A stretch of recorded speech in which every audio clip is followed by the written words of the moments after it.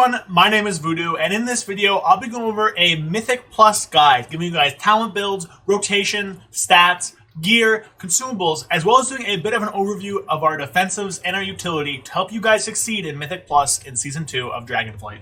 So first things first, we're talking about talents now. Before we get into talents, I do want to say thank you to everybody who's been watching and liking the videos recently. They've really been helping out, helping to push the videos to more people. Please keep doing that. You know, whenever you get to a video by me or any other content creator you like, scrolling down, hitting the like button before you hit play is the best way to support us. It's free, costs you absolutely nothing, and helps to show YouTube that the videos are good, which in turn helps push them to more people. So thank you for that. Also subscribe if you haven't. We're pushing up there. Anyways, that out of the way, we will do 3 talent builds today. These are basically the 3 builds you'll find yourself playing in MYTHIC Plus.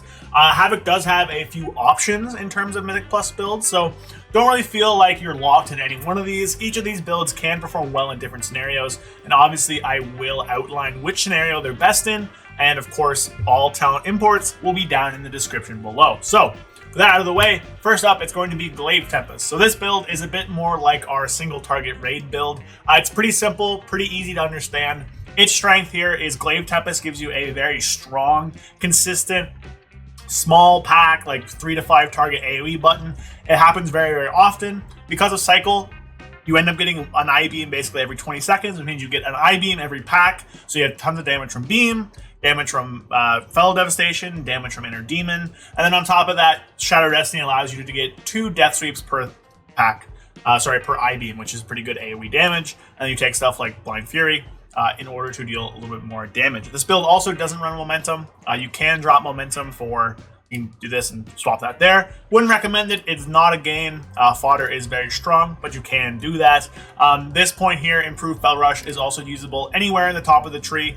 You want a little more single target, you can do this. You want a little more survivability, you can grab Nether Walk. Otherwise, you know, just kind of leave it here and improve Fell Rush. Not a lot of other points here on the tree that really matter too much. Nothing that good here. Anyways, so with that out of the way, this build is really the best if you're doing something like a small pull dungeon on like tyrannical weeks. Most tyrannical dungeons, GT is going to be the best for. It's just very good at boss damage, very good at really low pull counts that die quickly. If you're in those dungeons where Immolation Aura doesn't get a lot of effort or a lot of value, something like a Vortex Pinnacle, something like a Neltharian's Lair, GT is very, very strong as well and can do very good for you. So this is more of a tyrannical style key build. On top of that, you know, you're pretty flexible, pretty easy, and this is kind of like a non-momentum option. In terms of Fortified, you have 2 options that you can choose from. You have this one here, which is the bread and butter build people are used to from Season 1. This is your left-right MYTHIC Plus build. This build revolves around basically the right side of the tree here being very, very powerful. Having Mastery amping up your Immolation Aura damage, which leads into a very powerful Rage Fire. Attributes to a lot of really high AoE damage. Any means necessary also buffs your Fell Devastation and your Hunt, allowing them to do tons of damage whenever you push these buttons, really giving a lot of really strong, consistent output. You do really high, consistent AoE damage with this build. Rage Fire is basically an AoE nuke on like a 25-second cooldown. You have your I-Beam combo, which deals a lot of damage every 40 seconds, with your Essence Break, with your Fell Devastation, with your I-Beam, with your Death Sweeps. A lot of damage comes from there. And then to cap that all off, outside of that, you have the the Throw Glaive package, allowing you to do really strong 3 target AoE. It is very strong, very consistent with Accelerated Blade, Soul Rend, and Furious Throws. This build is very, very good. It's very, very consistent pack to pack, and it's very good regardless of how you're pulling in a dungeon. This build is very strong, very, very solid, and also does very good as you scale up pull counts and how long fights last in trash packs. The longer mobs live in a trash pack, the better Rage Fire and Immolation Aura are going to do, and the better this build gets. Now, the last build I'm going to touch on today is going to be the Spread Eagle build. Now, this is a build that popped up towards the end of last season and is now a little bit better here due to a few different buffs. But this build is similar to the first build and the second build kind of combined together. You drop all the glaive things in any means necessary, so you lose some damage in your glaives, you lose damage in your Rage Fire and Immolation Aura, and instead what you pick up is Glaive Tempest as, again, a very strong 3 to 5 target AoE tool.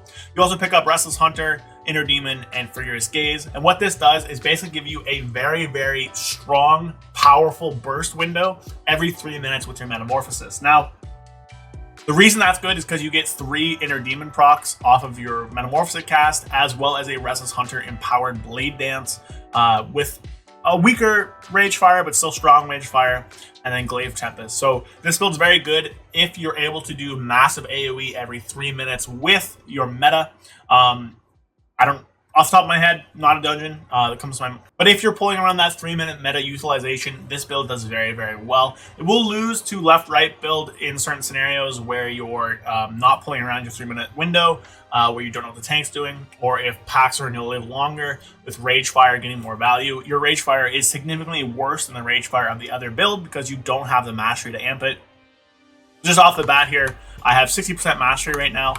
So this Rage Fire is just going to be 60% worse on average. Same with Growing Inferno, stuff like that. So you definitely will end up losing damage to the other one if packs are living a while. But you do have an almost unparalleled amount of burst damage with this build. So this is the burst build. Left-right is kind of your sustained AoE build that can do some burst damage as well. And then Glaive Tempest is going to be your tyrannical build, or a build with very small pulls for dungeons with not a lot of trash density. Alright, so we're going to move now into a bit of a rotational section. Now I'm going to show you guys basically the meta opener for all 3 builds, and then talk a little bit about the rotation outside of that. But I'm not going to do too much because there are 3 builds. They're all fairly similar, but a little bit different for each one. So for any build running Inner Demon, it's going to be very important to spend your Annihilation procs. You don't want to waste these. So for something like this build, Glaive Tempest, it's going to be very simple. What you want to do, start off again with Sigil Flame pre-pull, Immolation Aura, and then you're going to rush in, rip a hunt, throw out your Glaive Tempest, build back up to I-Beam. You're going to use Sigil of Misery here before you I-Beam. I-Beam, Annihilation, turn, Essence Break, Death Sweep, meta, Death Sweep, Annihilation, I-Beam, Annihilation, Chaos, Glaive Tempest, and another Death Sweep. And from here, you're literally just playing in single target, essentially, using your Immolation Aura here more often to build Fury. It's still a very good Fury builder for you. We don't have Isolated Prey to build stuff. And then you're just using all your buttons as they glow pretty much. It's very simple, very easy. Nothing too difficult here. When you can, you want to try and line up Glaive Tempest with a backflip to get crit bonus. But again, that's not very difficult. Again, important too, every I-Beam to fit in 2 uses of Death Sweep whenever you can. But otherwise, again, build is not complex, very easy to do, the most DPS you can with this build. So we'll move on to the next one. So next up, we'll show the rotation for the Throw Glaive build. This build will be a bit different. There's no Inner Demon, you have the Glaive stuff, and because of Rage Fire. So we're going to start off with a Sigil of Flame. We're going to throw a Glaive as we enter combat, and then Immolation Aura inside the pack. Then we'll Fel Rush, Hunt in, throw out an I-Beam, or another Glaive, backflip, Essence Break, Death Sweep, meta, Death Sweep, another Glaive, Fel Rush again, I-Beam, and then another Glaive. From here, your main focus is basically just to spend all your Glaives whenever you can. You don't want to be capping on Glaives. You don't want to be capping on Fel Rush charges. Otherwise, spend Free Fury on Annihilation and basically just use all your buttons as they light up. Small initiative bonuses should be used on Glaives whenever possible. They do more damage that way. But otherwise, nothing too serious, nothing too crazy. Try and upkeep your, try and be in the pack as much as you can for Rage Fire. Then you'll have big explosions like this. But otherwise, as long as you're using your Glaives whenever you can, trying to spend it to 0 before going into an I-Beam window, making sure you try and use them whenever you have initiative, if possible, doing your I-Beam rotation properly, keeping momentum, all that stuff, then you'll do fine DPS and be in a great spot. Alright, so finally we're going to talk about Spread Eagle. Now this one's going to be a bit different. We do have Burning Wound, but we don't have any of the Glaive stuff. So what you basically want to do, unpull, same thing as always, throw down a Sigil of Flame. Then as you run in, you want to throw out your Glaive, and then Immolation Aura. From there, you want to drop down your Glaive Tempest, Fel Rush through the Hunt, and then go into your I-Beam combo. Annihilation, Backflip, VR, Essence Break, Death Sweep, Meta, Death Sweep, Annihilation, I-Beam, you get the drill. From here, though, it's very important that you end up tab targeting around to spread your Burning Wound. Once you're in combat, you should not be throwing out your glaives with this build. You want to keep up your Burning Wound on all the targets by tab targeting, and that is going to be the best way to do it. It's really the only perfect option. Otherwise, again, like all other Havoc builds, just kind of push your buttons as they come up on cooldown. You want to make sure you're syncing up your VRs to your essence breaks and with your I-beams to get that combo there. Otherwise, pushing your buttons as they light up, doing your damage, tab targeting around, and just basically doing the same rotation as the others, just with Glaive Tempest, but also Burning Wound. Not too complex, not too difficult, should be doing fine with that. So next, let's talk about stats. So each of the 3 builds is going to have a different stat priority, basically because they all use different talents. Now, for each of the builds, crit is going to be your best in every scenario. Know your enemy is incredibly strong, and so is Critical Strike. For Glaive Tempest, the priority will be as follows. Crit will be your best, and then some combination of Mastery or Haste will be very good after that. Haste is good because of the Shattered Destiny Cycle of Hatred stuff. Mastery is very good because of Glaive Tempest and all of your Chaos damage coming from I-Beam, etc., etc. Finally, Versatility will be bringing up the rear. However, Versatility is not bad by any means in this build. Basically, all 3 stats, besides Critical Strike, are kind of in an equal spot for the most part. Haste is pretty good and slightly above the other 2. For the left-right build, again, Critical Strike will be your best, followed by Mastery. Mastery amps basically a lot of your damage because of any means necessary, making it a very strong stat. Versatility comes after that. Versatility is strong. It double dips on all the glaives you throw out, and also gives a lot of value to you in terms of defensiveness. If you need defensiveness, you can drop Mastery for versatility at not that big of a damage loss. Finally, Haste brings up the rear. Haste is really bad for this build. Haste doesn't really give you anything, so you want as little haste as possible.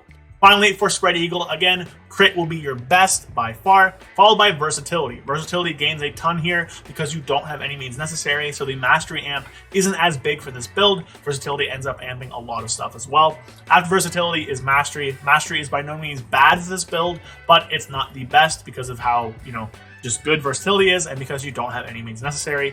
Haste is the worst. Haste is not really good for this build at all. All the haste you ever need comes from Furious Gaze and Demonic Form. You really don't need haste outside of that. So again, haste is your worst stat for this build. For embellishments, the 2 you want to use are going to be the Toxic Thorn foot wraps on your feet, and then the Toxic Armor Patch on your legs. These are going to be the best options. You can craft the legs with either Crit Mastery or Crit Verse. Those are going to be the best 2 for you. I would recommend Crit Mastery. It might be better for you in raid and also in M+. You don't really want to use anything else. They don't sim very well.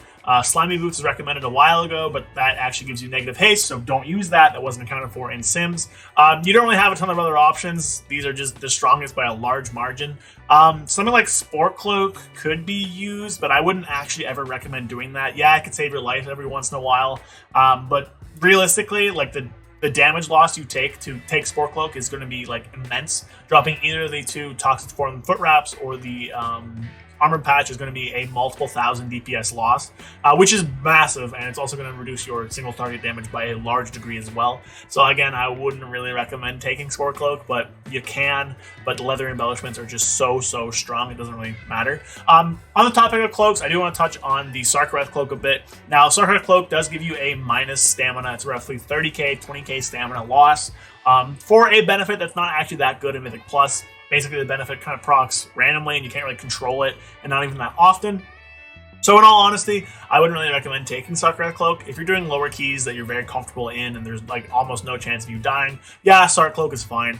But overall, if you're like pushing keys and stuff, I wouldn't really recommend it. The damage it gives you doesn't even proc at great times, and the 30k HP loss is definitely a negative that you can feel over your dungeon runs. Next, let's talk about trinkets. So again, each of the builds is going to be different with what trinkets you want. There's going to be a few different trinkets that are good for each build. For the Glaive Tempest build, there are a few different ones. Beacon is very strong for that one, so is Dice. On top of that, you want Iridius Fragment is very strong for your burst with Inner Demon, and then finally Ominous Chromatic Essence is also very good on the crit setting. Any of those ones would be really good to pick up. For left, right, Beacon and Ominous Chromatic Essence on crit are probably going to be your best bets. You also can use Iridius Fragment. If you use both Iridius Fragment and Beacon of the Beyond, you want to pair up Irradius Fragment with your meta and then use Beacon after that. Now, this is really weird because you end up losing cast of Beacon because you have to delay it because you end up using Irradius Fragment with meta. So if you can, I wouldn't recommend using both. It has changed a bit. I would recommend, Chromatic Essence on crit and then also having a Beacon. But, again, in the end of the day, you can use whatever you have. Dice is also fine.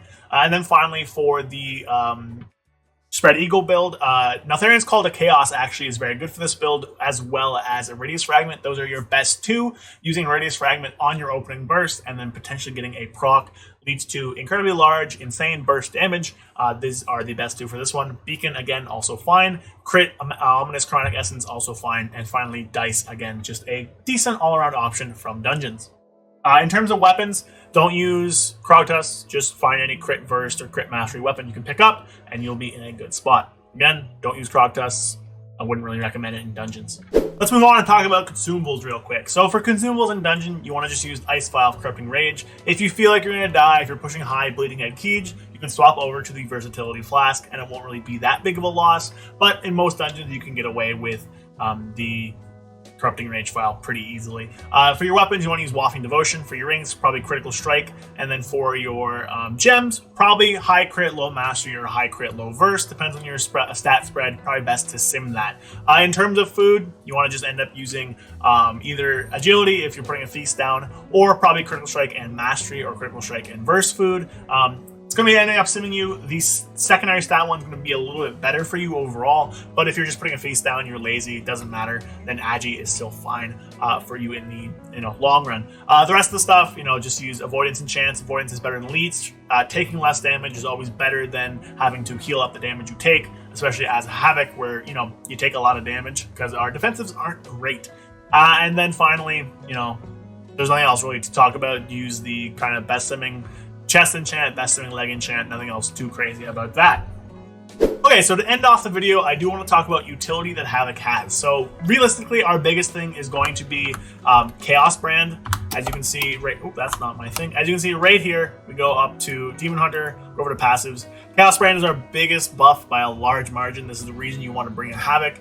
Your damage brands the target, increases magic damage taken by 5%. In a meta full of Boomies, Mages, Devokers, and Shadow Priests, Chaos Brand is incredibly powerful. Now, Vengeance brings this, and Vengeance is better than we are in Dungeons. It's more meta, quote-unquote. It's one of the best tanks. So often, this isn't as strong, but this is Havoc's #1 thing. Aside from that, you bring Imprison, which is a very strong, one of the only hard CCs in the game outside of like Dreamwalk and Sap. Lets you do some weird skips. You can do Sigil of Misery skips as well with Night Elf if you have that. I don't know if there's any in this season.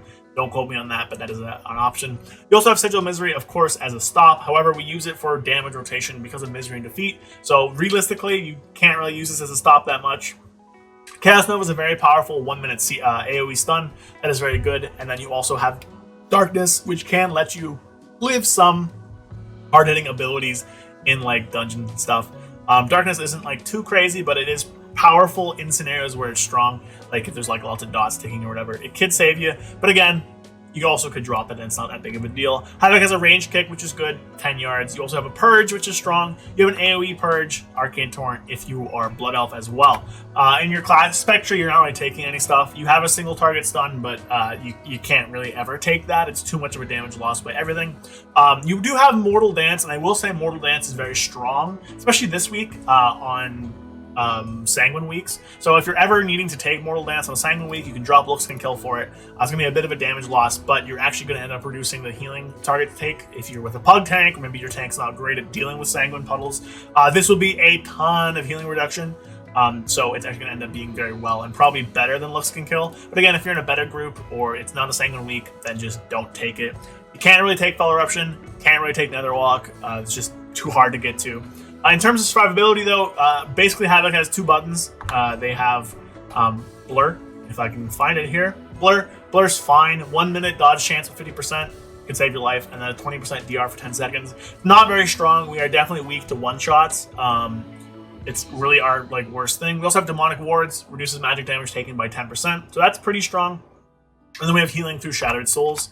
We have a few things on here as well. We have a 6% stamina increase, 6% magic damage decrease, so we take 16% magic damage at all times. We're normally pretty safe against magic damage. Against physical damage, there's like nothing you can do. Basically, just push blur, ask for externals and stuff, like on Pragma for a specific. You're going to need something to live Tantrum if you don't have blur. Even sometimes if you do have blur, that's just how physical armor works for Havoc. You could take infernal armor, but like, you don't have much armor to begin with. I have like 3,000 armor. So like 20% of 3,000 is not much of a gain. So I wouldn't really recommend it. If you're pushing really high keys, then I would actually recommend coming down and grabbing Demon Muzzle and maybe finding a way to take Shadow Restoration. There's not a good way to do it in dungeons to take Shadow Restoration. But like dropping something like Darkness and something like a Misery and Defeat to come down and grab Demon Muzzle, it's going to be very good for you in keys. This is going to be basically a 30-second 8% damage reduction on magic damage, which can definitely save your life in lots of cases. Certain bosses, certain trash packs and stuff like that. Demon Muzzle is going to be very good for you in higher keys. But again, you know, if you're not pushing high keys, then you definitely can just keep Darkness. And that will be very strong for you as well. Havoc's definitely big weakness is its survivability. We have a Leech, but our Leech is pretty bad these days. We also have Fodder the Flame, which you can glaive down and full heal yourself. But outside of Leech and Fodder the Flame, Havoc's not really going to be known for their survivability anymore. Our Leech was nerfed so much that it's kind of hard to full heal yourself. Feldev does heal you theoretically. However, right now there's actually a bug where the healing from Feldev doesn't happen. So that's fun. So you can't actually heal yourself off of Feldev. It's bugged. Supposedly it's fixed in 10.1.5, but that will remain to be seen. So Havoc, pretty squishy, but they do have some solid utility. They do bring Chaos Brand, which again, very powerful. So that is going to be it for my Mythic Plus guide for you guys today. I hope I gave you guys a bit of an insight into how Havoc works in Mythic Plus, some different builds, some tips for those builds, what to use in different situations, and a little bit of an overview of their utility and their defensiveness. If you guys want to watch me run keys, I normally stream my keys on the weekends whenever I get around to it. Sometimes I don't stream them, but you know, if I'm still live on the weekends, probably doing some keys. Other good Havoc to look at for streams, if you're looking at like bleeding edge, high keys, Stone DH is probably one of the best options. There's a few others like Hawk and stuff like that. I'll link some streams down in the description of like really high-end key streamers if you want to watch them, see what they're doing. I do keys myself as well, but I'm not, you know, pushing bleeding edge keys or anything like that. But with that, you know, I hope you guys enjoyed the quick little Mythic Plus guide for you guys today. This is a Friday. Tomorrow is Canada Day. Saturday. So for those of you Canadians in the audience, happy Canada Day. I believe next Tuesday is also Independence Day for Americans, but I have a video on Monday, so I'll wish you that then. So with this, that's going to be it for my video today. Again, if you enjoyed it, drop a like, drop a comment down below if you have any questions, and of course, hit the sub button if you want to help me make better content in the future as well. Consider becoming a channel member for VOD review, exclusive emotes and stuff, exclusive Discord privileges in my Discord, and tons of other things. So again, guys, thank you so much for watching. Thank you so much for pushing me over 6,000 subs recently. And I'll see you guys next time. Happy Canada Day, Canadians, and I'll see you guys later. Peace. A big thank you to all of my channel members: 121, Payne, James, Evangel Faraz, Oxclamation, It's Bulk, and Flapjack67. A big thank you to you guys. You guys help make this channel what it is and help to support me along every step of the way.